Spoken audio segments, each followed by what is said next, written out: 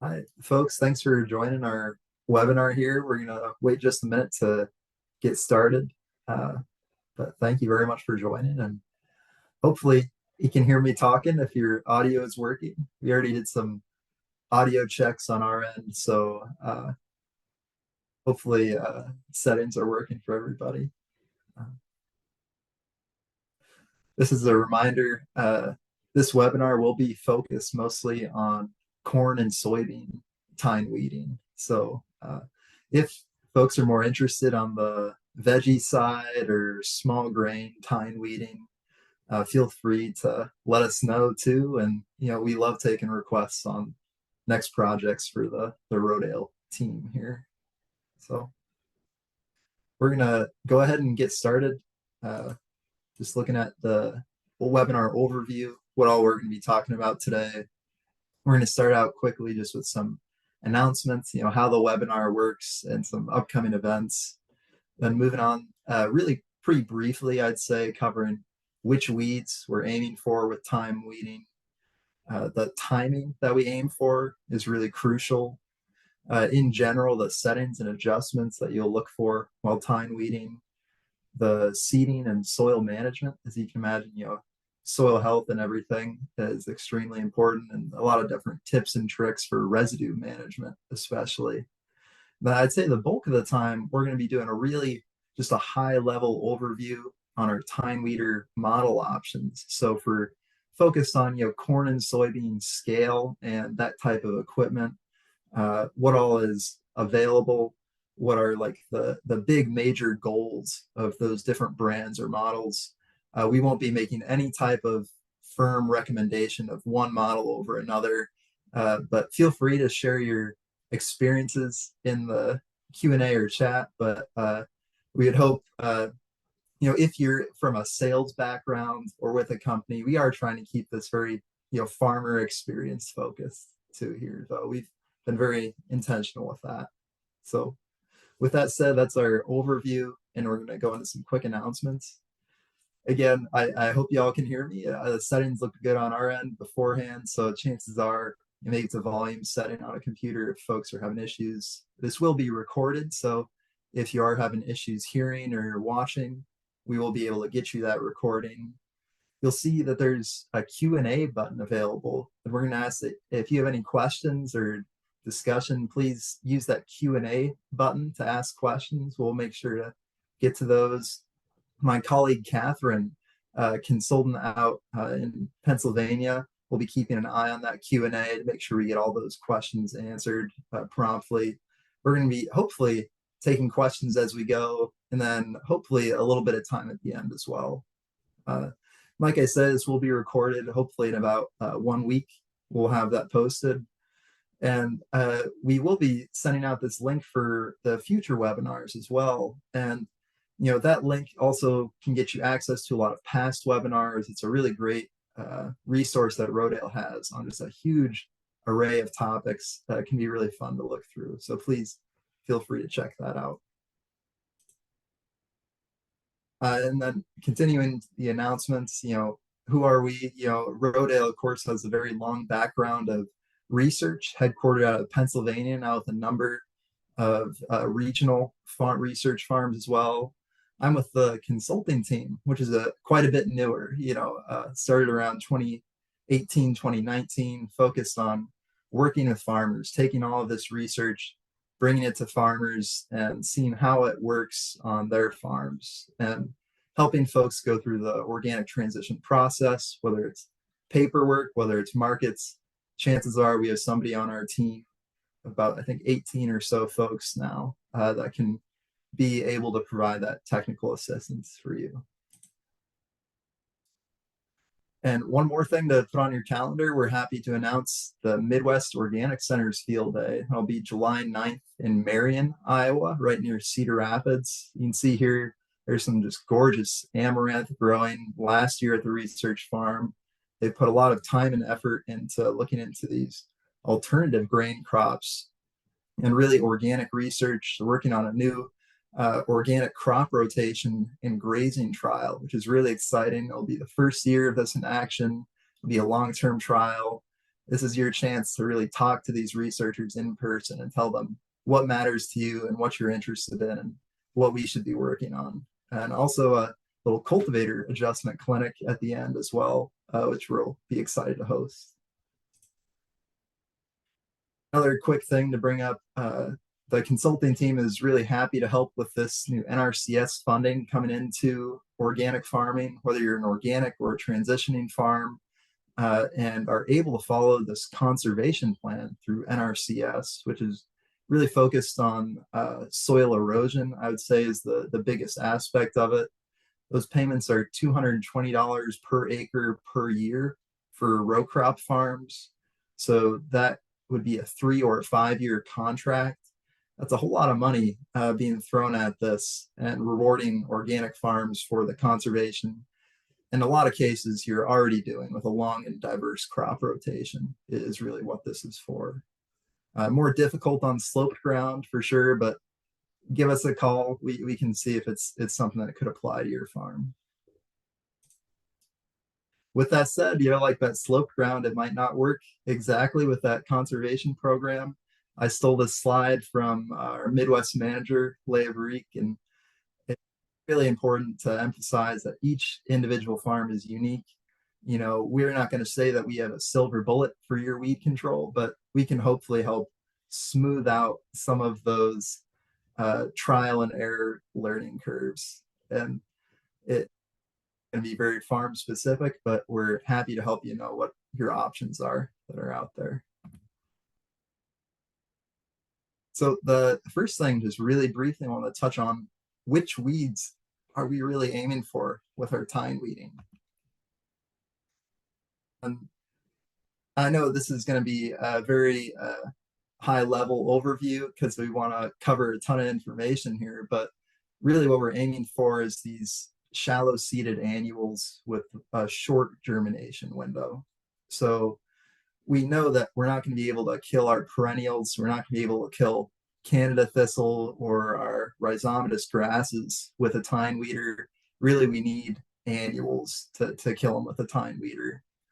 And what we're also aiming for is something that's really in that top inch of soil, I would say. You can get down to 2 inches with a tine weeder, but for the most part, these weeds going down to about an inch is where we see it thrive the most. I'd say especially that common lamb's quarter, all of our water hemp and pigweed species, I'd say we see it really thrive with. And then with some of these newer models, you get a more advanced tine weeder, more high level one, you get really invest in it. You can go after some of these, foxtails and have a lot of success, but it is going to be a whole lot more difficult than our very shallow seeded weed species that all come up in one flush. For instance, ragweed, extremely difficult, very deep germination, very long period of emergence throughout the season. It's very difficult to control with any early season weed control alone. So just something to keep in mind. It's not a silver bullet, but we do have some things to aim for. Really, timing is where we see a huge focus for tine weeding. And most of that, I would say, is the stage of the weeds that we're aiming for. You can see on the right side, we have what we call our white thread weeds. They look like a white thread, as the name says, just barely emerged or not yet emerged is what we're aiming for. These are when they're most vulnerable to disturbance, and we can actually kill those weeds. On the left, those weeds are only maybe an inch or two out of the ground, and chances are that is too late for us to control for the most part. It can be extremely difficult, especially with a tool like tine weeding, where we're really not aiming to disturb a ton of soil as we go through the field. So one of the resources I like to look into for this timing is this really excellent article by Klaus and Mary Howell Martins looking at early season weed control. And they really dive into what's worked for their farm and what are some basic concepts they can focus on. So some of the quotes I've pulled out of here: blind cultivation takes advantage of the difference in size and sprouting depth between crop and weed seeds. They're most sensitive to disturbance from germination to emergence. And then this last one I think is very, very interesting and kind of a neat goal maybe to work towards as we think about our early season weed control. Shaking the top inch of soil, creating a loose, dry layer that's too dry and airy for weed seeds to germinate or grow in. So we're not just trying to kill those white thread weeds. We're actually doing is creating that top inch of soil as a hostile environment for those weed seeds to germinate in. And I'm not going to say that's, an reasonable goal for every farm, but I do think it is a very neat thing that maybe you could work towards with some of these, especially newer tine weeders on the market that are very precise and can provide a really high level of precision. One more resource when we're thinking about timing, another really important area is that crop stage as well. So this O-grain fact sheet, I think, just does an excellent job of tying together our crop stage and the weed stage and how aggressive we can be with our tine weeding. So you can see we have in this top layer, this is our corn chart right there. And that top row is our crop stage. So we're going before more emergence all the way up to V4 to V6. And you can see the weed stage we're aiming for is pretty much all white thread. You can see in general what speeds you can get away with and what kind of damage to the crop you can expect. And, before emergence, of course, very little possibility of damage to the crop. And then once we get up to V4 to V6, we're really mostly looking at tearing in the leaves of that corn. Similarly for soybean, very low risk of damage before emergence, of course. So you can go very fast. You can use very aggressive tines. Not advised during the crook stage. It is very vulnerable. And then once we get up to, a couple of full trifoliates, we can start getting really aggressive again with those tines.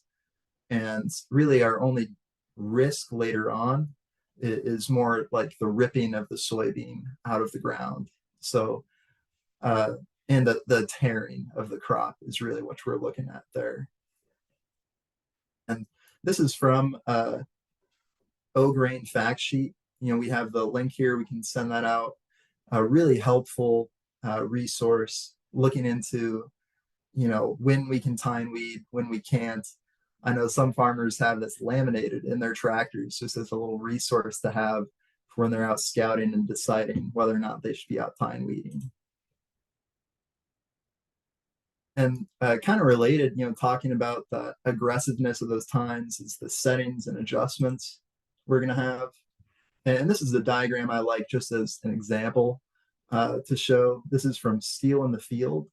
This is a really nice, big, giant PDF of all different types of mechanical weed control equipment, which is freely available. We have the link there. And this is one of the models of tine weeders they include there. Just to highlight a few of the areas where you can adjust this. There's a gauge wheel, which they use for the height of this. Some tine weeders will have different ways of adjusting this, but almost all have some way to adjust that height. You can see that you can adjust the angle of this and the down pressure, in this case by adjusting which slot you're in with this tine.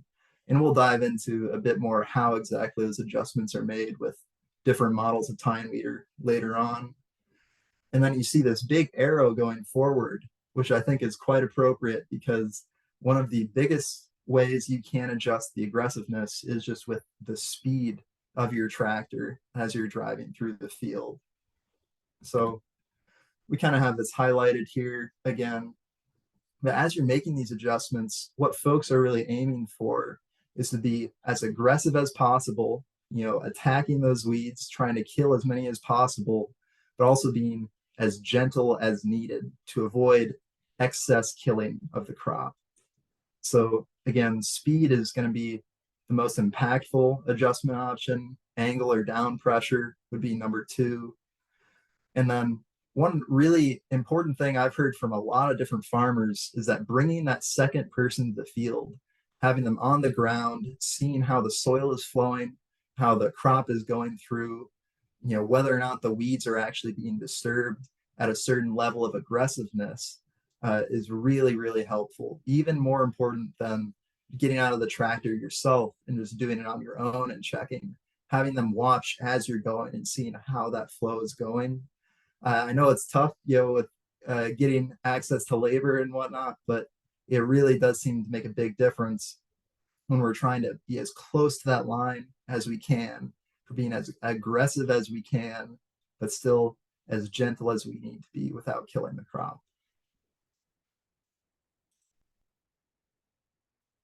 So then to kind of dive into some of our seeding and soil management here, wanted to talk first a bit about the seeding side of things, especially.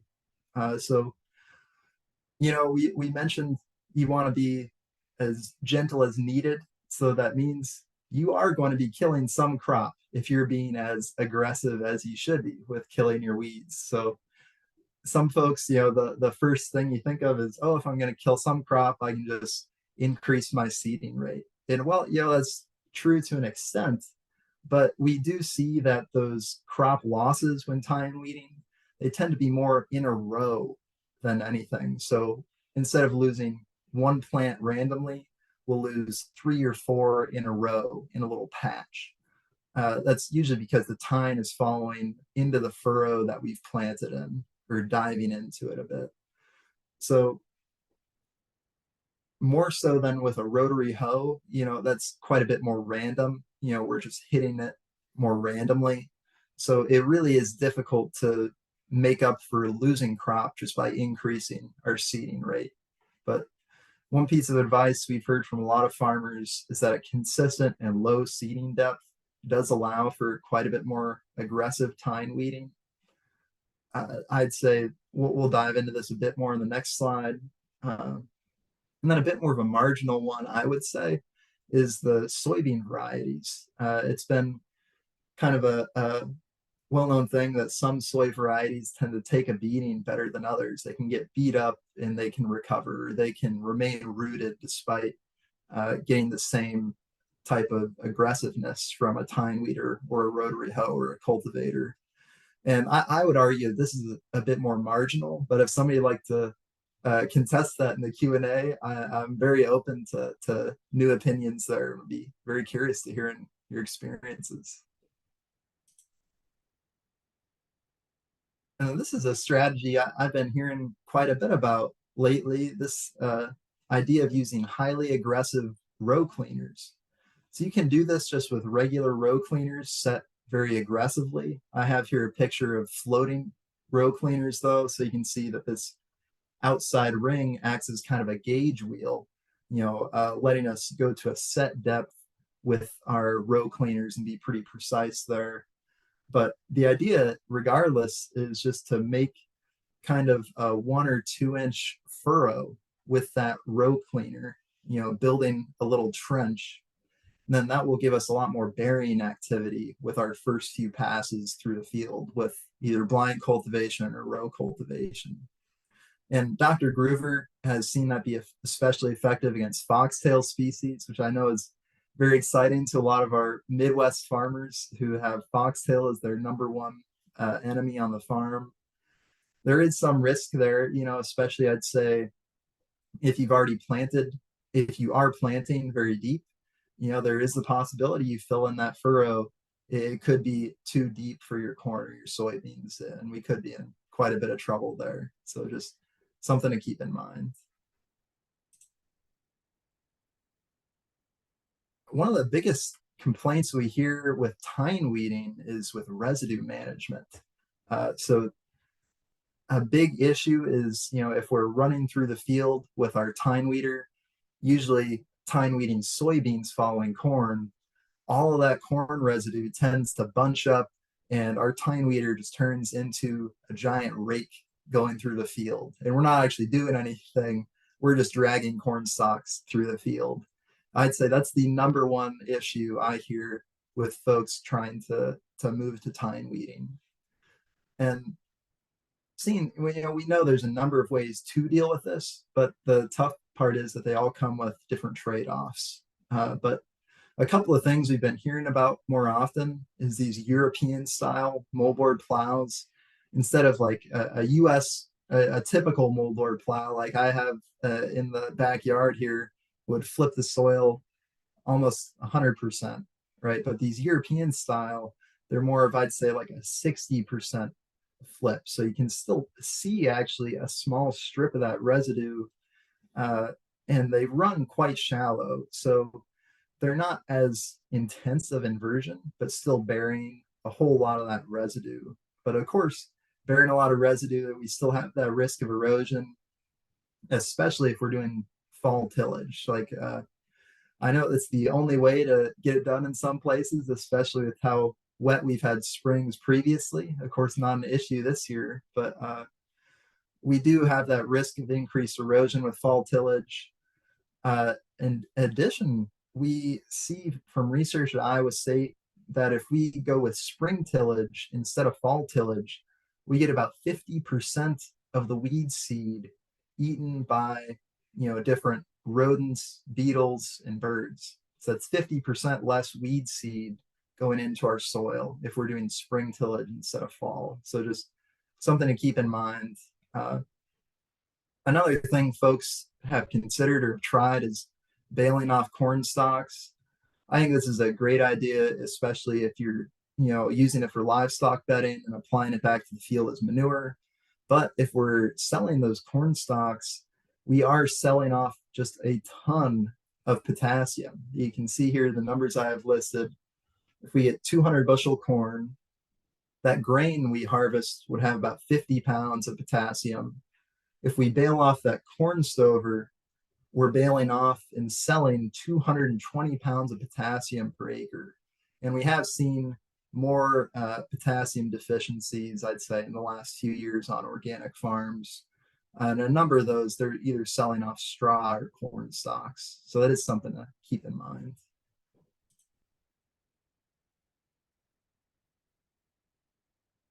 So here, another thing that I've heard from a number of folks is that they really like chopping their stalks when going from corn to soybeans, especially.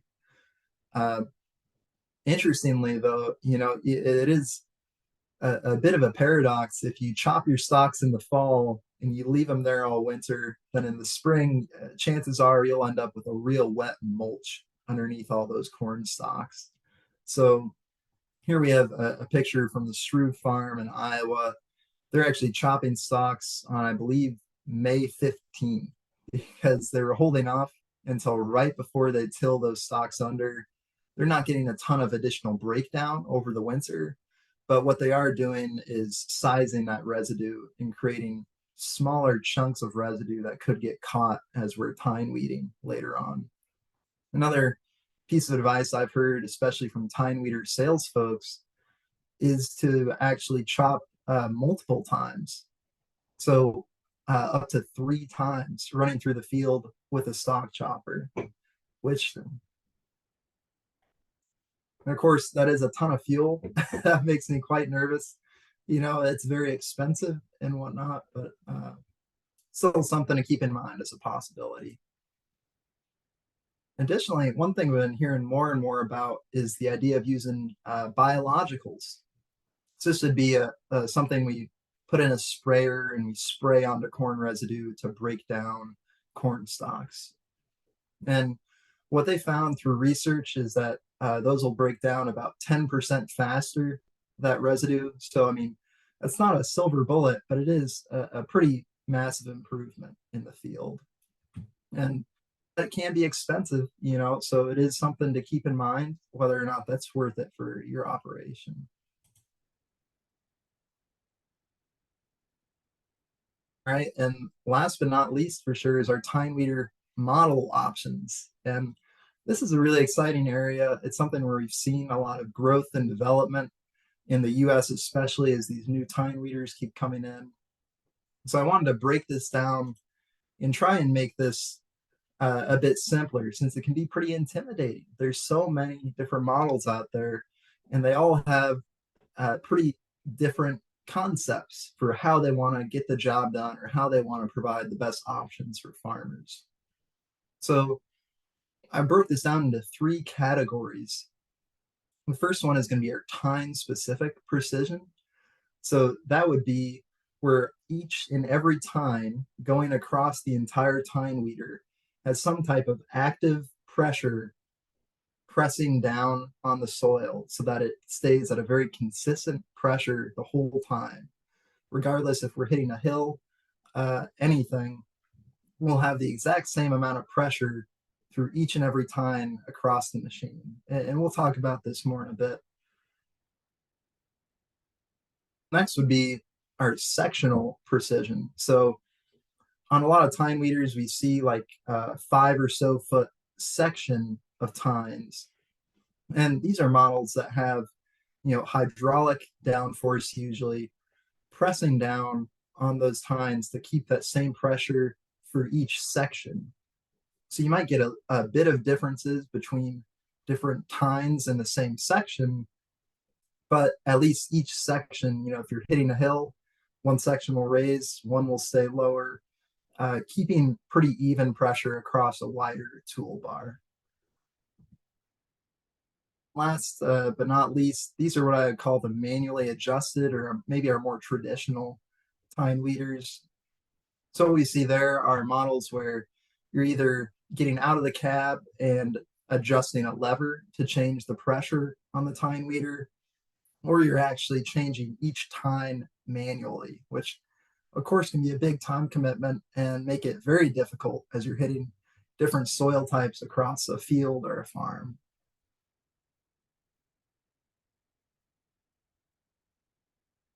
All right, so the first one we wanted to talk about, we're going to be going section by section as you see this. So I'll break it down by three and then go back to the summary page to try and keep this nice and simple.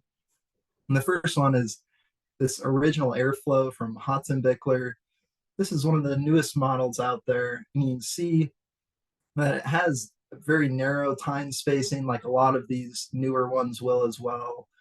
And this actually has air pressure pressing down on each and every tine. So you can see here, there's these tubes going to each one, applying that air pressure on this piston that's holding that air pressure exactly where we want it on every tine.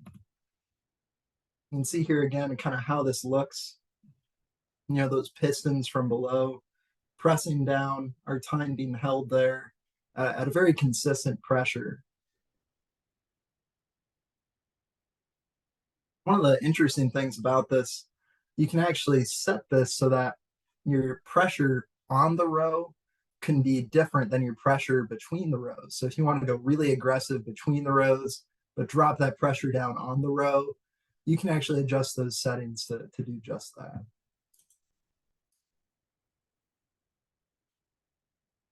And this is another one of our very high level precision machines. This is the Aerostar Fusion by Einbach. You can see instead of air pressure, this has actual springs that attach. So we're looking at, usually like a spring attached to here. Then we have a plastic holder that's going to hold that tine very nice and straight. So each spring means that we're keeping the pressure all the way across the machine, the exact same amount pressing down throughout it. So if we hit a hill or something like that, we won't have an area really digging in. It is to these more high precision machines. See here some of the features they offer. This is that plastic holder, which holds that nice and steady. It's very quick to change this out, so you can change that tine out very quickly if it was a wear down or break. And then this is what we call a slotted uplink. So this would be like on the 3-point hitch attaching the machine to the tractor. Instead of a fixed in place pin, you can allow this pin to move forward and backwards. So as you're going up a hill or down a hill, the machine can actually shift a bit so that it will nicely follow that hill and it's not quite locked into place. And then you can lock this into place for transport though. All right, and last but not least of our three, I'd say highly precision machines, this would be the Trefler. So this would be like a cable suspension or spring system. So a whole lot of metal here, but I've from what we've heard and from what we've seen, they are quite reliable machines. It can look a bit scary having all that metal, but they uh, have been shown to have a good lifespan. This is the model we have at the Midwest Organic Center. You can see here, I like this picture. I know it's not corn or soy scale, but it shows how this cable system works. These cable and spring all pull towards the front. So you have one adjustment point. And here you can see those small models. You just adjust it with a tool to tighten it. But on a corn and soy scale, for a lot of these, we have a hydraulic adjustment system. So for all of these like more precision ones, we're adjusting that pressure in the cab as we go. So if we go across soil types, if we go into a low spot, we can be more aggressive, we can be less aggressive as we go without making any adjustments. You can imagine if you actually have to get out of the cab to adjust something, most folks just don't have the time to do it, especially for crossing 10 different soil types in a field. It really just is not practical. So being able to adjust from the cab is something we've heard folks have really enjoyed.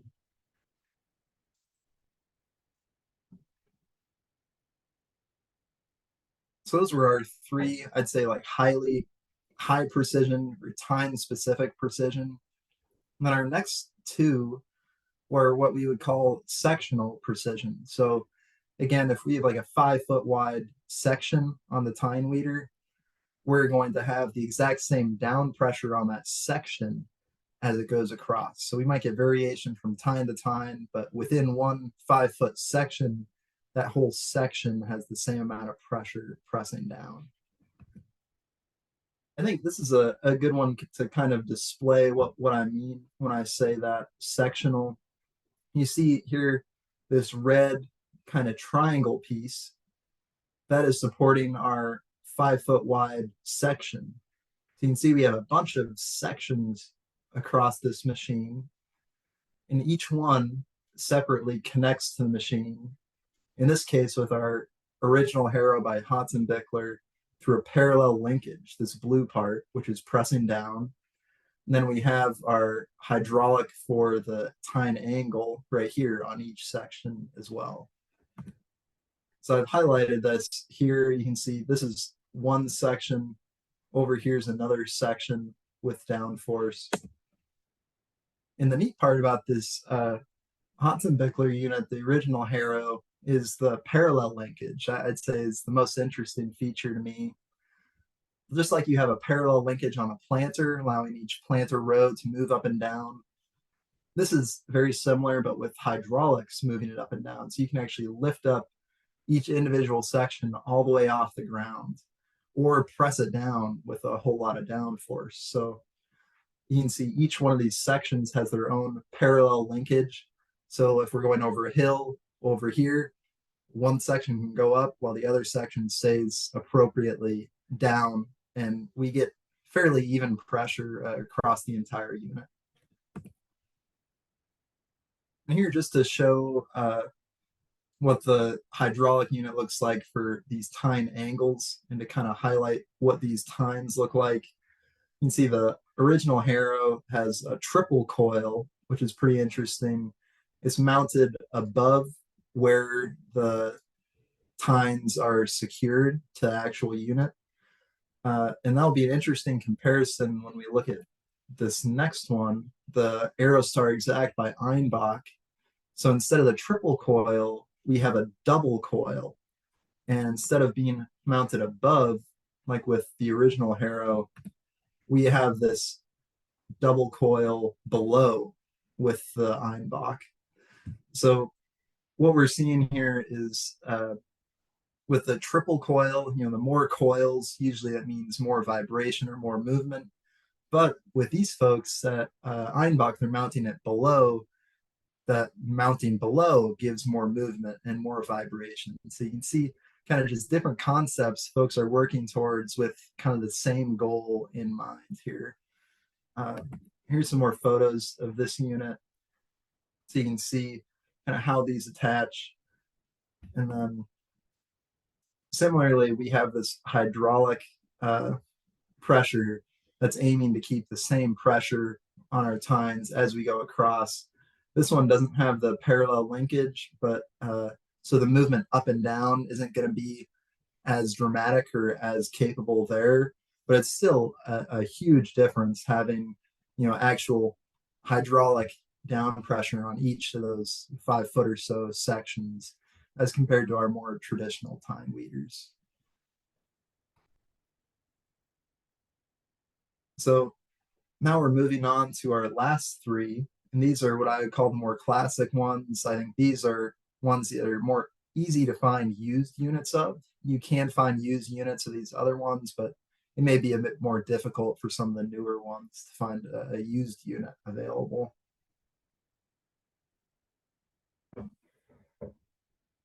And this first one is the Aerostar Classic. So you remember the Aerostar Exact that we were just showing earlier. This is, I would say, fairly similar, but you can see we have these levers, and that is how we're adjusting the pressure on those tines and the aggressiveness on those tines. So that does mean in most cases you actually do have to get out and manually adjust that instead of having that hydraulic unit run it yourself. So if you're covering a lot of soil types or something like that, that can be very difficult as you're going through to actually change that. But of course, if you don't have the hydraulic, you're at a much different price point looking at these, I'd say, more classic or more manual units. See, here's more photos. This is a bit blurry, but it's that same double coil. And you have this nice plastic piece that's holding that tine nice and steady and straight.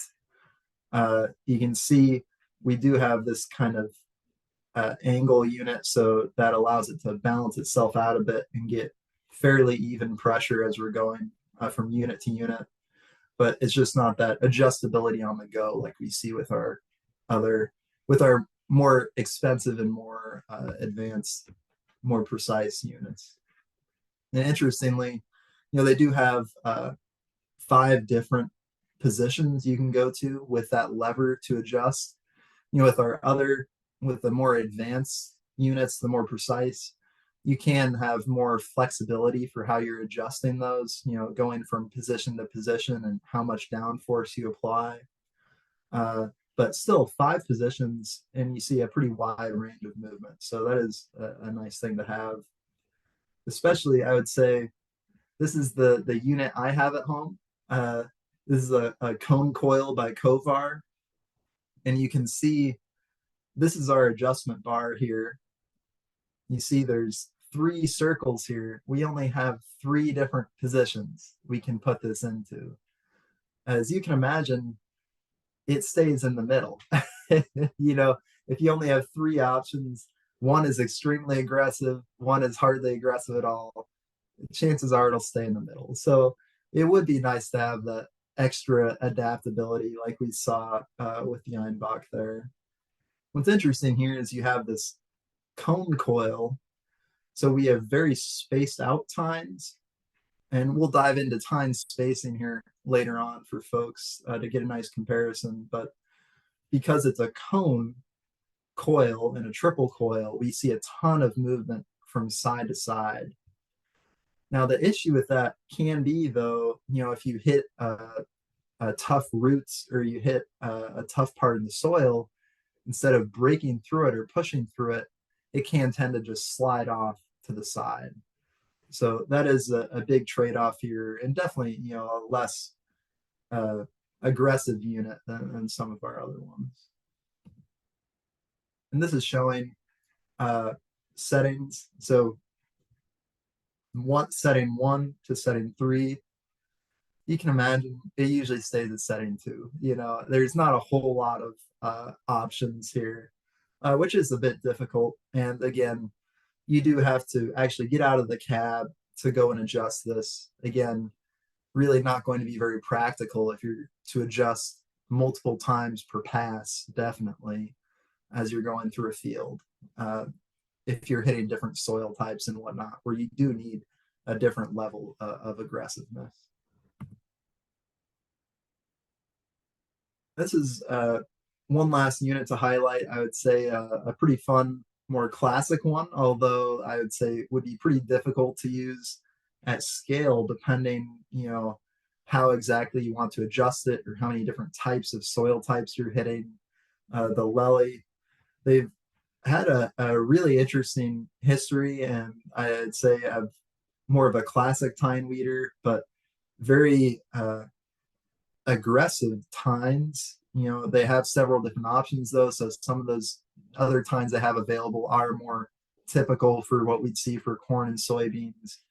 And you can see they have this big loop that we're using to adjust our tine or tension adjustment.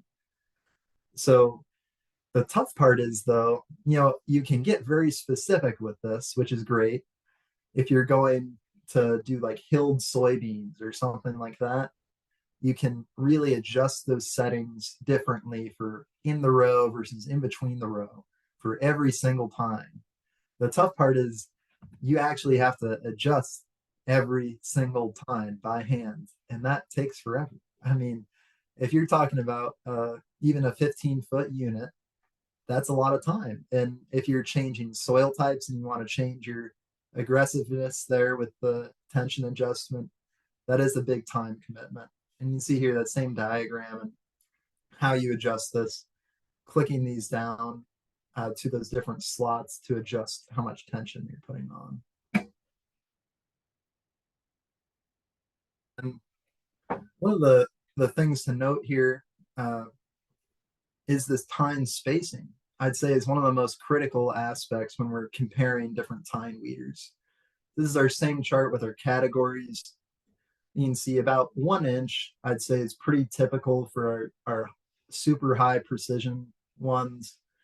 Then when we get to our sectional precision, I think what's pretty interesting is we have the Hotzenbickler folks jump up to 1.5 inches.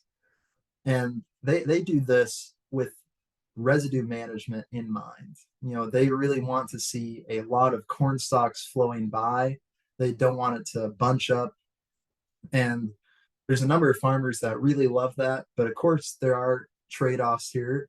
You really need those tines to be moving a lot and to cover a lot of soil to get adequate coverage at that 1.5 inches.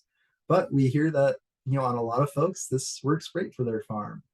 But of course, there are other folks that prefer an Einbach when looking at those. It really is very farm dependent what folks work, very dependent on having a good dealer in the area that you like to work with. And the reason we see this original airflow by Hotzenbickler, remember the original Harrow, they have at 1.5 inches. They drop down to under an inch on that original airflow. That's the one that uses the air pressure on those tines to keep them at an even pressure. A lot of these more, or a number of these more advanced units, if they sense that residue is piling up on the tines, like getting dragged along, it can automatically sense that and it can pull up the tine, drop that residue, and then put that tine right back in the ground. So it can actually automatically dump that residue for us, which is why they drop that back down. You can see one of the kind of outliers, that comb coil by Kovar. Again, that's moving really far side to side, but I would say is much less able than some of our other units to get a lot of our more aggressive weeds. So if you're looking at trying to take out foxtail, trying to take out deeper rooted or larger weeds, going with one of these higher precision implements really lets you push to be more aggressive with killing your weeds without killing your crop. And that's really where we see folks be successful, is if they can really push that limit to be super aggressive adjust on the go from the cab to kill the weeds with minimal crop damage. And kind of wrap up, one of the questions we usually get is, now that I have my fancy tine weeder, can I sell my rotary hoe? Can I get it out of here?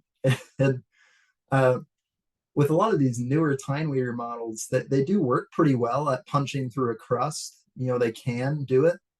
But I always hear from folks to hang on to that rotary hoe for the most part. If it does cross, you can go through with the rotary hoe, you can punch holes, you can break up the bigger chunks of crust, and then you can go through with that real nice tine weeder and just do an excellent job of that final finishing job and breaking up that crust and taking out your weeds. I do think, and what I've heard from farmers is that you can get away with a much cheaper rotary hoe or one worse spoons on it.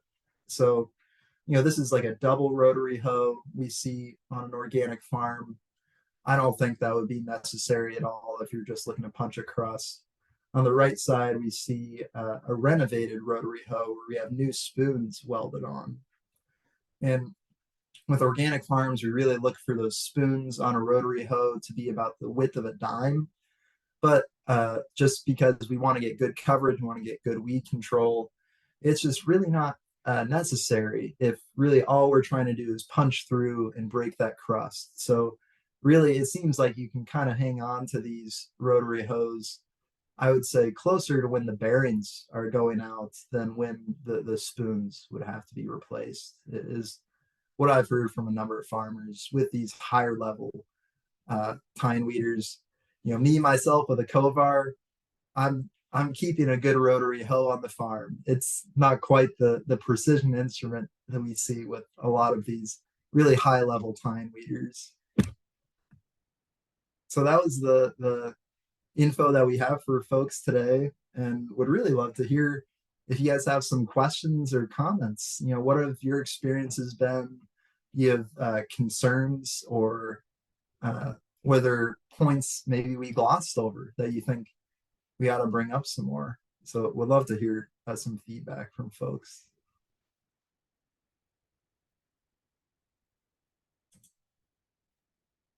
Then we had some comments on the chat on for just agreeing basically on the need for a high residue tine weeder. If you want to speak to that at all, but kind of a variation of comments in the chat ranging from vegetable to that need for a high residue tine weeder. No, definitely. And it's something I've heard a lot of difficulty with is folks just really having trouble with those corn stalks and any type of really long residue, especially Catherine, I know you've done some work with flax, and I imagine that would be a bit of a nightmare to deal with that residue and to try and tine weed through. So I do think some of these more advanced systems where they can sense that residue and dump it as they go, it doesn't have to dump constantly. I can see, it would be nice to have that option. One thing that I think is a possibility on some of these big square fields, especially, is we see these high residue rotary hoes where they're just spacing out those hoe wheels more. So you have those two lines of hoe wheels, but just way more spaced out. And what we could do is to really space those out on a tine weeder. But as soon as you're having any wiggle, as soon as you're having any turn in the field, and I know, Catherine, you out in Pennsylvania, that's a lot of the fields. You got turns everywhere. And you're missing parts and you're missing chunks of that field. So I'll be very curious if we can get some more engineering in the future to get some high residue ones out there. I see Kurt saying rotary hoe works for corn at the spike stage. Oh, very nice. Oh, we have what about cross or diagonal row early tine weeding? And that's a great question. I like this a lot for especially pre-emergence where you don't have to worry about running anything over. Uh, I do see with a lot of farms they run into concerns with not having a good field edge to turn on. It seems like some folks really like to turn on a designated headland. On a lot of organic farms, or some at least, you have alfalfa buffers or maybe a grass buffer at the headland instead of a true perpendicular planted headland. So in those cases, most of those folks won't end up going diagonal. But if you do a true headland, like a true perpendicular planted headland, then I definitely think going at a diagonal early on with your tine weeding is something that it just seems nicer. It seems to break up a lot of those cycles. As long as you're not dragging the soybean or corn out of the row itself, that could be a little scary if you get super aggressive with it, with some of our drag harrows and whatnot.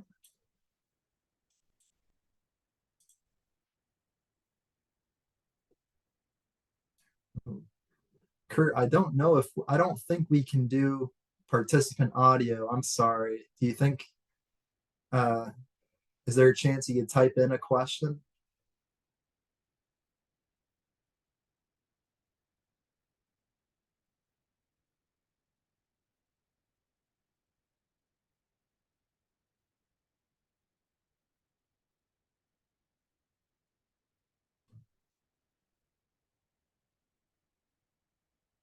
So if we have a minute, one other comment I'd like to make, uh,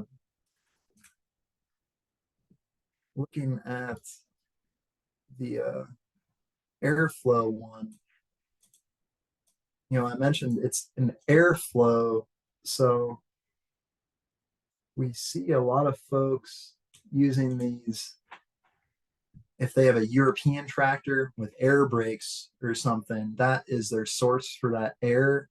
Unfortunately, if you have like a John Deere, like in this picture here, you will need some type of fan or air setup, similar to like you would run with an air seeder unit. So that would add some cost there. But I mean, diagonal can cause delayed emergence in wheel tracks. That is a great point.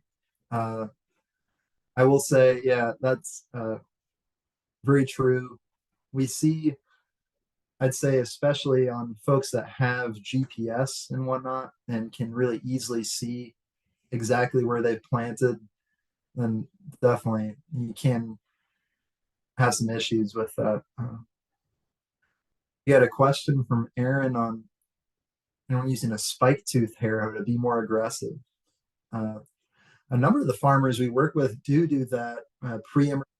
Uh, I haven't seen anyone do it post-emergence for sure. So it does seem definitely a whole lot cheaper too pre-emergence and seems to get, I would argue, a fairly similar effect.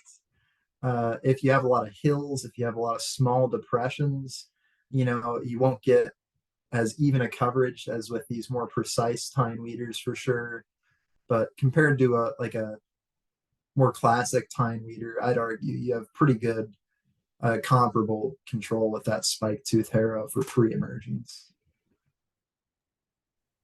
We've got a Q&A in the chat as well, or the Q&A chat then. Tine size, 6 versus 8 millimeters. Would bigger lend to being more aggressive?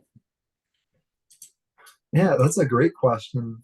I think it would depend a lot which model you're going for and what you're really looking for in terms of, you know, do you need to be more aggressive? Like, are you already hitting that line where you're consistently killing some crop, but you're being extremely aggressive on the weeds, or do you need to be more aggressive on the weeds?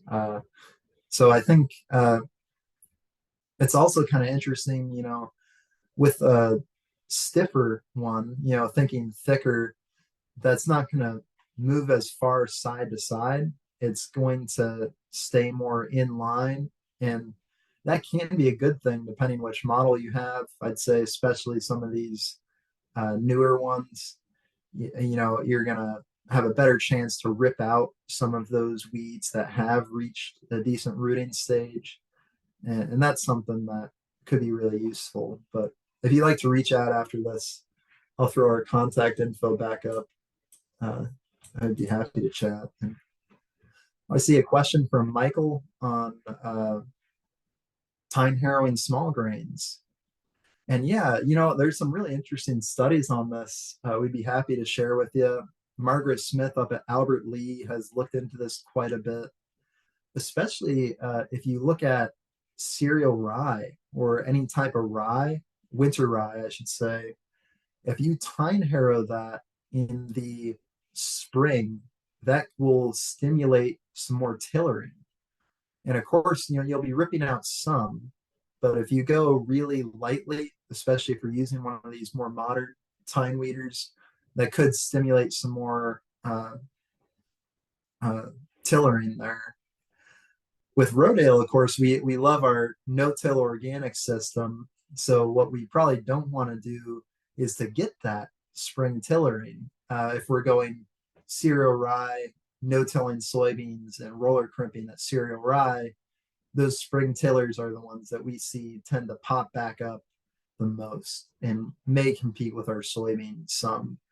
But in terms of weed control for small grains, it is a very real possibility for sure.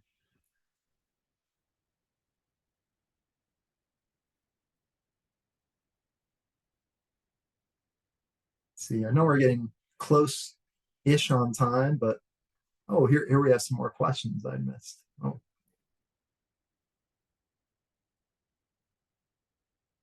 Lely model, what more aggressive? See, I have not worked with the Lely model myself, but I know a number of farmers that have. Uh, so, James, if you'd like to reach out, I'd love to follow up with you on that one, if you don't mind.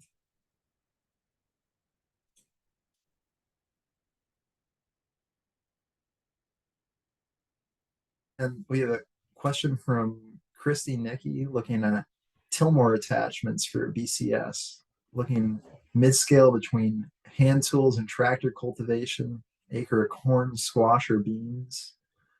Uh, I will say, Christy, on the Tillmore, one thing I've seen a lot of folks really like looking at corn and beans especially, is the torsion weeders. So that's kind of like a tine we're looking at, but it's just basically two tines angled inward right on the row, and that will be pulled down usually with a cultivator. So you have your cultivator sweep up here, you have your tines going, and you have your corn or soy right here.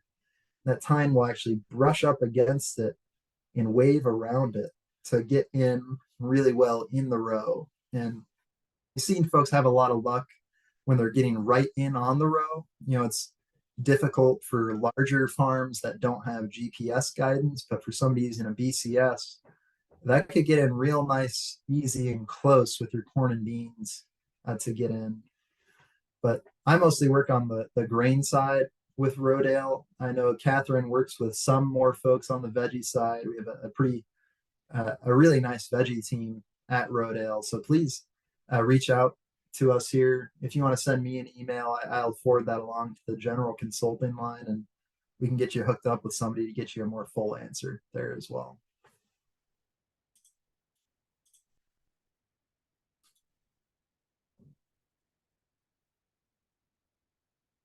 And Kurt makes a great point here about delayed emergence. We really do need super even emergence to really be able to take advantage of tine weeding.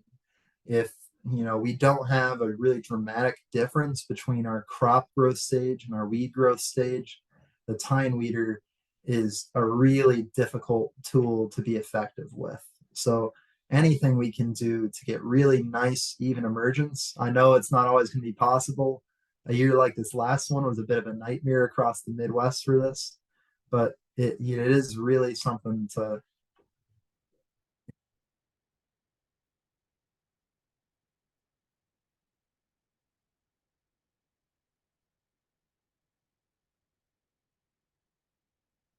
I like this question a lot from Dan grew here on a small farm that cannot afford more equipment.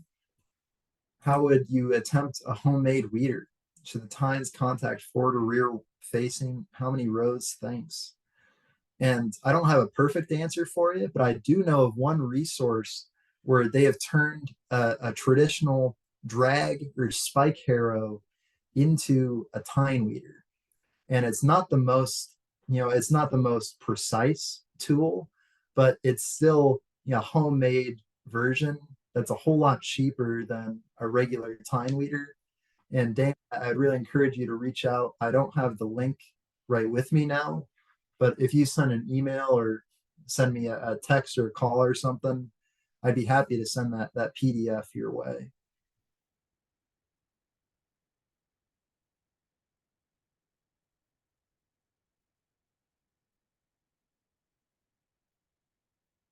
I know we're pushing up on time, and I don't want to hold folks back. So last chance if you got any additional questions here. And thank you again to everyone joining in, and thank you especially for all the great questions here too.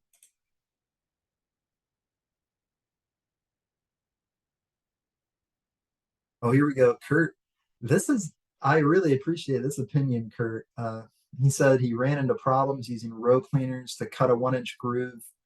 He blind cultivated using tine weeder. It filled in the trench. That makes a lot of sense. And that is something that Dr. Groover definitely encourages folks to be careful with. But yeah, beans are now 3 inches deep. I would be very stressed, Kurt. That is a very tough one. And there are folks that will push planting depth on soybeans with the intention of tine weeding very aggressively, but that does scare me a lot. So I definitely get where you're coming from there. Uh, I think, yeah, led to uneven emergence, compromised tine weeder weed control, definitely. You know, that's something I'm looking forward to learning some more about. I don't think it's something that we have enough trial data on to, and maybe there are some options there, like if you rotary hoe for that first pass, let the beans come up, and then hit it with a really nice high precision tine weeder that can actually take out some of those more rooted weeds. Maybe that could be an option, but like you said, you don't want to end up with 3 inch deep soybeans.